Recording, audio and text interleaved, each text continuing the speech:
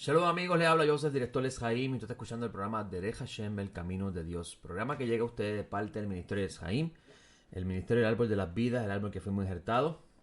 Bendito sea el Dios de Abraham, el Dios de Isaac, el Dios de Jacob, el Dios y Padre de nuestro Señor Yeshua el Mesías, que nos regala la oportunidad de vivir un día más. Sus misericordias se renuevan cada mañana, aunque para nosotros hubiera sido mucho mejor que nos quedáramos durmiendo y así participáramos de la mejor vida que el Maestro nos enseñó a través de sus enseñanzas, porque Pablo Tarso dice que la muerte es ganancia. Pero todavía nos queda una labor por hacer. Nos queda una gran tarea que fue encomendada por el Santo Maestro a todos sus discípulos, de discipular a las naciones, de enseñarles las cosas que él ordenó, y a la misma vez impartirles el conocimiento sobre el Dios de Israel, sobre el Mesías y el Espíritu Santidad. Así que para mí es un gran honor estar con ustedes aquí en PAB 550, como de costumbre todos los domingos a las 6:30 de la mañana, un programa de media hora donde compartimos con ustedes de forma breve los temas que discutimos toda la semana.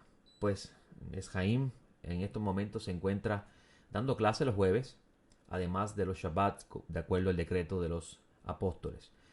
Y para hablarle un poco de la semana, primeramente es importante anunciar en el día que nos encontramos hoy para que usted pueda tener un buen conteo del tiempo. Hoy nos encontramos en el día 7 del mes de marzo del año 2021. Y en el calendario de Gilel II, calendario que sigue el pueblo de Israel hasta el día de hoy, este calendario se organizó, se estructuró eh, para la época del segundo o tercer siglo, si no me equivoco, casi llegando al cuarto siglo, donde Gilel II, un personaje importante en la historia del pueblo de Israel, organizó este calendario que va a la par, casi a la par, con el que se observaba en la época del Segundo Templo, aunque tiene ciertos defectos que, obviamente, la intención del calendario no es seguir la estructura exacta del templo, sino mantener de forma organizada el pueblo en lo que respecta al conteo de los tiempos. Y es que estos puedan saber en los tiempos que se encuentran. Me refiero a esto porque el calendario bíblico es un calendario que gira alrededor de las estaciones del año y las convocaciones que los israelitas tenían que presentar al Eterno. Cuando digo las convocaciones, las veces que los israelitas tenían que presentarse al Eterno, y cuando decimos presentarse al Eterno se refiere al Santo Templo, cómo estaba establecido en el pacto que el Eterno les dio en el Sinaí.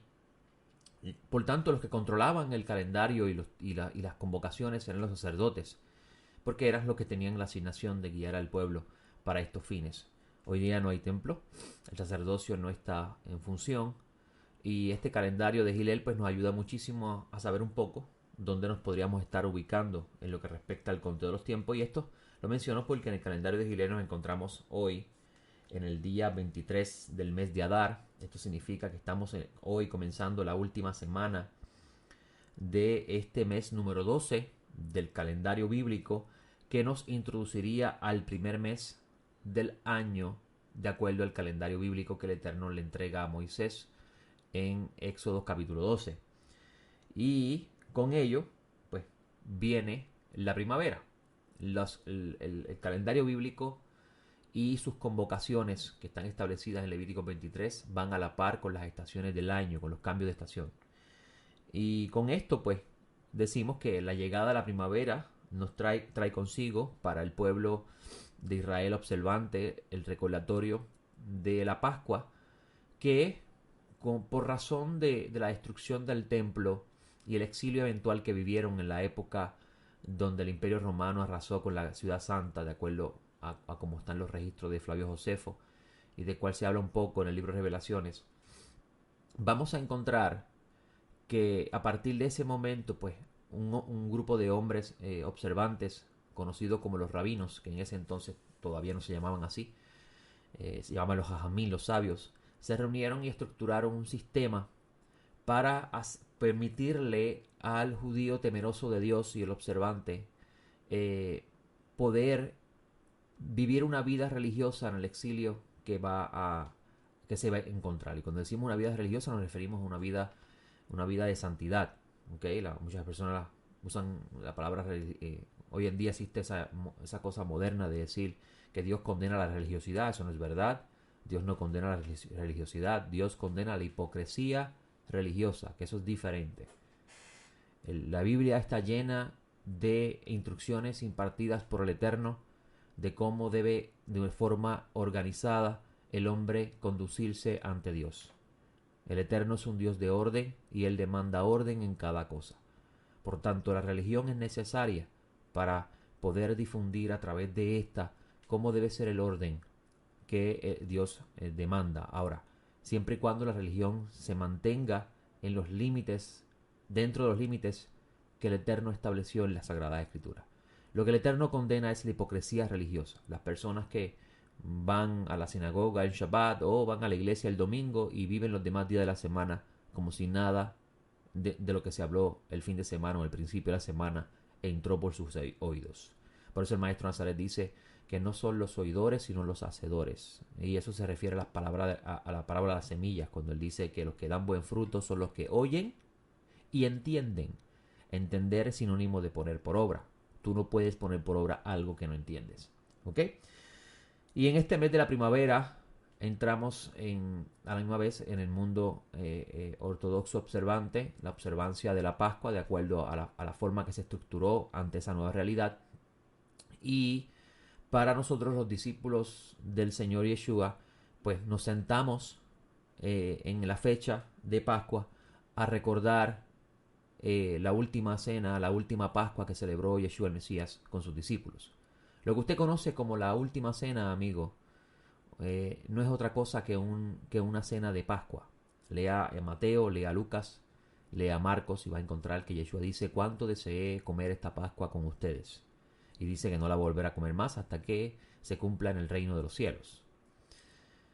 Y esto nosotros como discípulos pues nos reunimos en la misma fecha que está establecido en el calendario de Gilel para mantener la armonía del pueblo.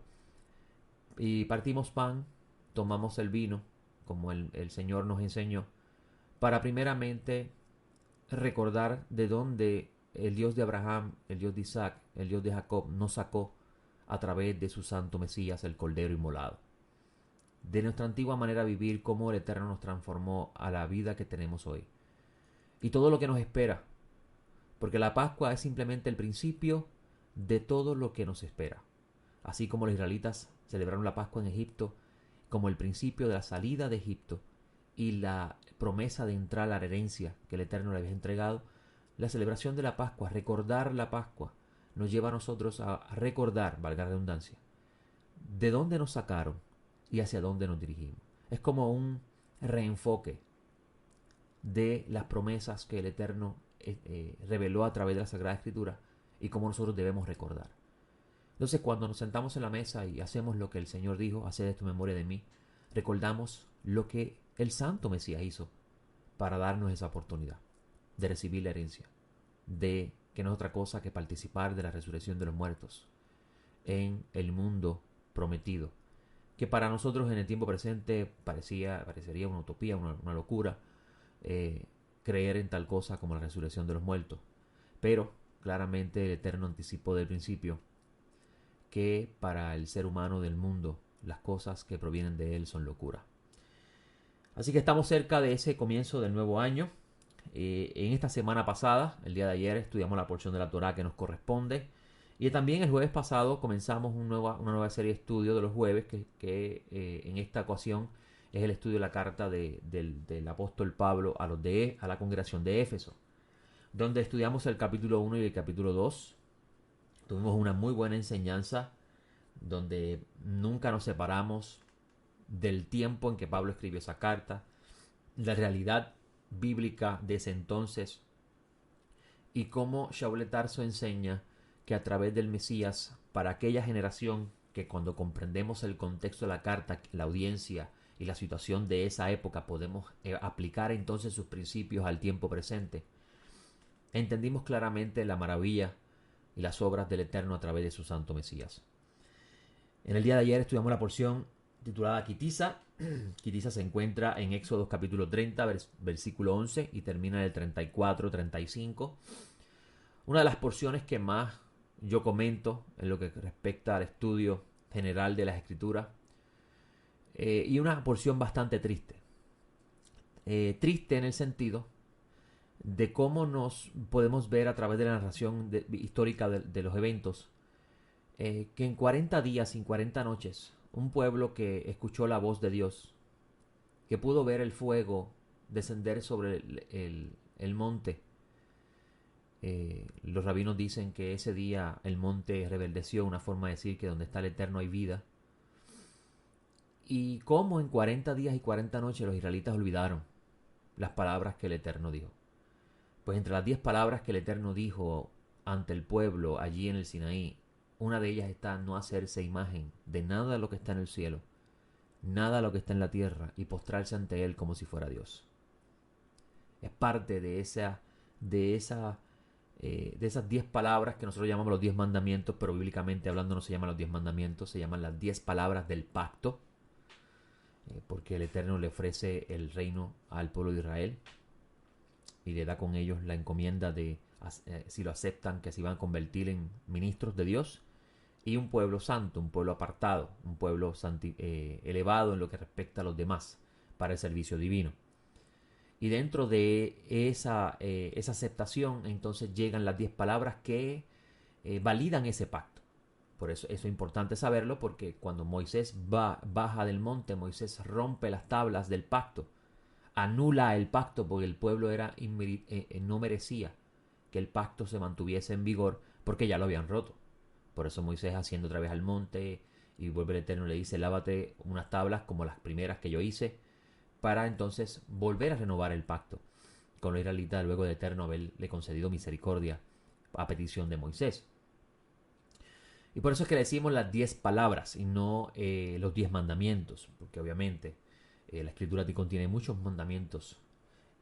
Nosotros le enseñamos que las 10 palabras pues, constituyen la constitución del reino de los cielos.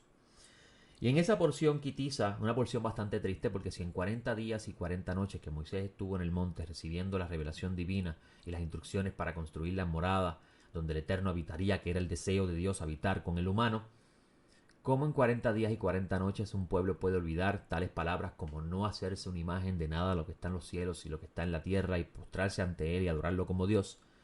Imagínense cuánto habrá sucedido en 2000 años. En 2000 años de las últimas palabras dichas por el Maestro y sus apóstoles. El mismo apóstol Pablo enseñó que él temía que cuando partiera se infiltraran dentro de la congregación de los gentiles personas con intenciones malvadas que iban a desviar el rebaño, iban a apartarlo del camino bueno. Si eso sucedió en 40 años, que los israelitas olvidaron, mejor dicho, 40 días, que los israelitas olvidaron esas palabras santas que el Eterno había dicho en el monte Sinaí, donde todos presenciaron la gloria del Eterno allí en el Sinaí. Imagínese usted cuánto se puede olvidar en 2000 años. Cuántas palabras originales y sentidos, y del sentido de estas, se pudieron haber perdido en 40 años, en 2000 años, perdón, y cuántas cosas nuevas se pudieron construir que son contrarias a la verdad revelada. Hágase esa pregunta, porque han pasado 2000 años. Si podemos llevar así un aproximado desde la muerte del Mesías. Y tal vez unos 1800 o 1900 años desde que murieron los apóstoles. Imagínese usted cuántas cosas se habrán construidas extrañas a las palabras originales dichas por el Maestro, sus apóstoles, y mucho más a las palabras originales dichas por el Eterno y sus profetas. Por eso es que Eshaim, entendiendo eso, y le mencionaba que al principio del programa, que quitiza una porción que hablo mucho de ella, porque hablo del pecado del becerro de oro y cómo el pecado del becerro de oro nos enseña que cada uno de nosotros nos construimos becerros, realidades falsas, ilusorias, que son contradictorias a la verdad. Y le decimos: este es nuestro Dios. Cuando lo filtramos por las Escrituras, no es así. Y por eso es que Eshaim, entendiendo eso, y Morellose, su director, aquí presente con ustedes en PAB, comprendiendo eso, nos hemos encomendado, nos hemos envuelto en la tarea divina, y decimos tarea divina porque sabemos que proviene de Dios, de asistir a las personas a conocer lo original. Nos estamos enfocando en leer lo que está escrito y en tratar de entenderlo de la perspectiva de la audiencia que lo recibió, para así poder extraer correctamente su mensaje. Y en esta porción quitiza, pues, es una porción perfecta para hablar de esto, porque ¿cómo podemos, cómo podemos concebir en nuestra mente que un pueblo que pudo percibir la gloria de Dios en el Sinaí, que él dice que el monte temblaba ante la presencia del Eterno y sus palabras, cómo puede un pueblo de repente reducir a Dios, como dice el salmista, a un animal que come hierba? Imagínese usted cuánto más nosotros hemos hecho con respecto a Dios. Y el becerro de oro nos enseña muchísimo, porque nos habla de cómo, de cuán peligroso es encerrar a Dios conforme a nuestro entendimiento y no permitir que sea la verdad revelada la que nos abra nuestra mente a ver mucho más allá de lo que podemos comprender. Incluso en esta misma porción sucede algo muy interesante, y es que Moisés, quien presenció el juicio hacia el faraón y la destrucción y la no misericordia hacia el faraón de parte del Creador, pudo percibir con sus ojos y sus oídos cómo Dios perdonó a los israelitas por el pecado del becerro de oro. Y Moisés estaba bastante confundido. ¿Por qué? Pues se preguntaría dentro de sí, ¿cómo es posible que perdonas al faraón, mejor dicho, destruyes al faraón y perdonas a los israelitas? Y el Eterno le dice, yo tendré misericordia a quien tendré misericordia, y me compadeceré de quien quiera compadecerme. Moisés le dice al Eterno, por favor déjame ver tu gloria. Y el Eterno le dice a él, tú no puedes ver mi rostro. Algo que personalmente tengo que decir no comprendo, porque dice la Escritura que Moisés hablaba cara a cara con Dios. Así que, ¿qué quiere decir el Eterno? Tú no puedes ver mi rostro. ¿Y qué relación tiene que ver el rostro con la gloria de Dios? Claro, esas cosas están escritas ahí para llevarnos a pensar que lo que Moisés está pidiendo y lo que el Eterno le está contestando se comprende de una forma muy diferente a lo que podríamos pensar nosotros en términos humanos. Algunos comentaristas dicen que Moisés le pidió a Dios entender su naturaleza. Y Dios le dice, tú no puedes ver la totalidad de lo que yo soy, que es el rostro. Porque en el rostro, en términos humanos, el rostro manifiesta aquello que es revelado del humano hacia el humano de otro.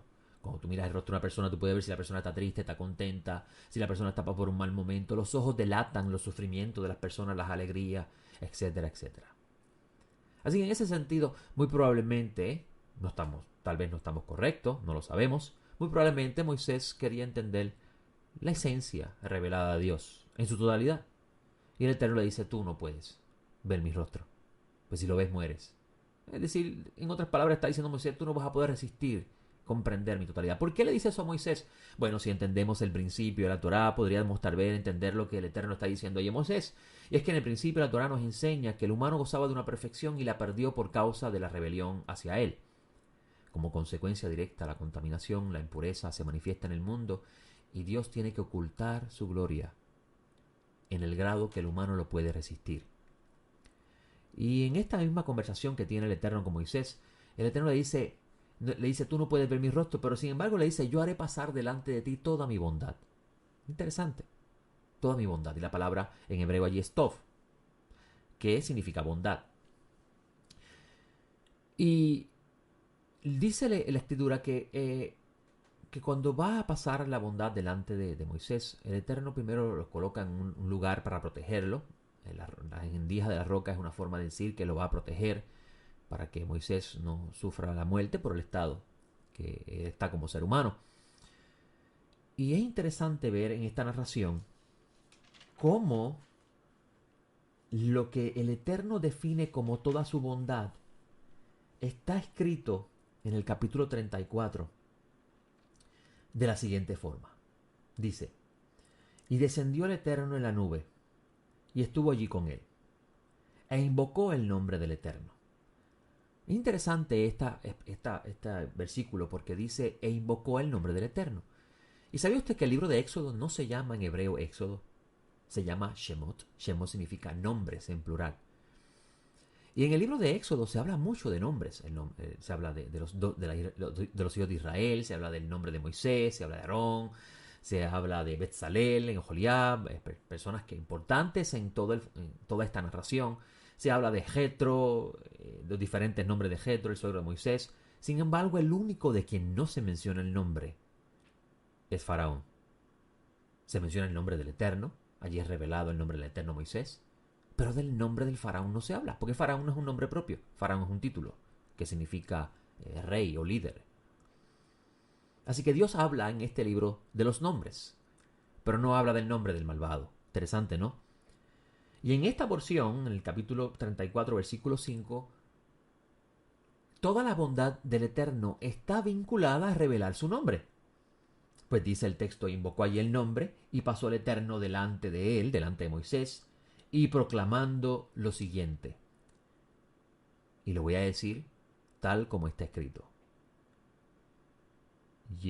Yud Hei Vav Hei, que usted conoce como Jehová, en inglés es Jehová, algunos dicen Yahweh, nosotros decimos el Eterno, así que cuando usted me escuche decir el Eterno, tenga en mente que estamos refiriéndonos al Tetragramatón. En este texto, Moisés, mejor dicho, el Eterno va a pasar delante de Moisés en este episodio, el capítulo 34 del libro de Éxodo, va a pasar delante de Moisés, en el 34, y va a proclamar, invocando el nombre del Eterno, va a proclamar las siguientes palabras. Y lo vamos a buscar aquí rápido, donde dice el Eterno. Nosotros, para cuidarnos de decir el nombre de una forma incorrecta, decimos Adonai, que es la palabra Señor, pero en un sentido diferente a como se quiere decir en el caso de Yeshua, y eso sería comentario de otro momento. Cuando usted encuentra en el escrito nazareno que a Jesús se le llama Señor, se le está diciendo amo, porque la palabra Adonai significa amo. Pero nosotros, para no decir el nombre de forma incorrecta, decimos el Eterno, decimos Adonai en hebreo. Así que voy a usar la palabra hebrea Adonai para referirme al tetragramatón, que es las letras Yud, Hei, Vav, Hei, que usted conoce como Jehová o Jehová o Yahweh. No hay ciencia cierta cuál es la pronunciación correcta, así que preferimos decir Adonai. Y delante de Moisés el Eterno dice lo siguiente. Adonai, Adonai, el Señor, Dios. Rahum, compasivo. Vejanun, clemente. Erek, apaim, lento para la ira. Y abundante en bondad. Erek apaim, vereb, vejesed, veemet. Nosed, lalafim. Nosé avon, bafeshá, vejatae. El Eterno, Dios compasivo y clemente, lento para la ira y abundante en misericordia y verdad. Y continúa la narración diciendo, el que guarda misericordia a millares, el que perdona la iniquidad, la transgresión y el pecado, y no tendrá por inocente al culpable. El que castiga la iniquidad de los padres sobre los hijos y sobre los hijos de los hijos hasta la tercera y cuarta generación. Eso es lo que la Escritura define como el eterno pasar delante de Moisés toda su bondad. Pero no solamente eso, es que el texto dice que Moisés vio las espaldas y no el frente de Dios. Claramente, aquí estamos hablando en lenguaje humano cosas que serían posibles de escribir si no los utilizáramos. Realmente Dios no es una figura humana donde tú ves su rostro y su espalda. Por eso es que usted va a encontrar que los discípulos de Nazareno, por ejemplo Juan, en sus escritos dice a Dios nadie lo ha visto. Usted ve que Moisés tuvo esa experiencia, así que cuando Juan dice eso, pues algo entendía diferente con respecto a esta narración que así mismo exponemos nosotros. No es que realmente Moisés vio una figura, sino que a Moisés se le dio a conocer algo revelado del Creador que se utiliza el lenguaje humano para exponerlo. Las espaldas de Dios, de acuerdo a esta narración, son estas 13 atributos que se conocen como los 13 atributos de misericordia. Y es interesante, ¿sabes por qué, amigo? Porque la palabra uno en hebreo, la palabra ejad en hebreo, cuando sumas las letras te da un valor numérico de 13. Y si entendemos eso, entonces el 1 está vinculado al 13. Los 13 atributos de misericordia hablan de las espaldas de Dios. Y es interesante que el nombre del Eterno tiene un valor de 26, así que 13 más 13 es 26. O sea, si Moisés vio las espaldas, ¿qué es entonces el rostro de Dios? ¿Qué es la parte delantera de Dios? ¿Cómo podemos comprender esa idea? Esto es interesante porque vas a encontrar en el profeta Zacarías capítulo 14 decir que en ese día, y se refiere al tiempo de la restauración de todo, el Eterno será uno y su nombre uno. Y cuando vas al texto hebreo, dice Ejad ve Ejad. Ejad ve Ejad. Y dice el Eterno será uno y su nombre uno. E incluso hay una canción que nosotros cantamos con respecto a eso, donde decimos Bejaya Hashem lemelech al kol haaretz Vayomahu yihye Hashem Ejad ushmo Ejad. En ese día el Eterno será uno y su nombre uno. Y vemos la palabra Ejad unida a una Vav, las dos palabras Ejad, que cuando las sumamos da 26. Así que igual la perfecta relación con la traducción español. Él es uno y será uno siempre. Esto es importante, ¿sabes por qué? Porque a Moisés se le reveló los 13 atributos de misericordia que están vinculados a las espaldas de Dios.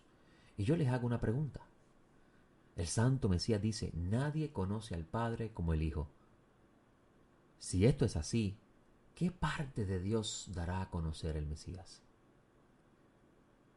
Hágase esa pregunta.